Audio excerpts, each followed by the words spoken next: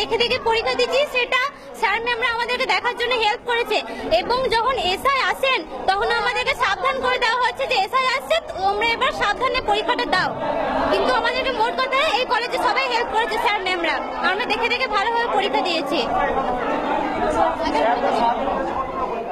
দুটো পরীক্ষায় আজকে ইংলিশ পরীক্ষা ছিল, আজকে খুব রেক্সট স্ক্রিনে রেখেছিল, আজকে ঠিকভাবে পরীক্ষা দিতে দেয়নি, খুবই কারাগার রেখেছে। আজকে পরীক্ষা আমাদের ভালো হয়নি, 5 নাম্বার আমরা ওঠাতে পারিনি। এখন আমরা তবু আমরা চাইছি আমাদেরকে আবার 3 ঘন্টা সময় দেওয়া হোক এবং আমরা আবার যেমনভাবে পরীক্ষা দিচ্ছিলাম দেখে দেখে সেইভাবে আবার পরীক্ষাটা দেব, সেইভাবে আজকে আমরা চাইছি। একটা সময় আমাদের পরীক্ষা শেষের টাইম, কিন্তু আবার আমরা চাই আবার আমাদের ফের 3 ঘন্টা টাইম দেওয়া হোক। চুমকি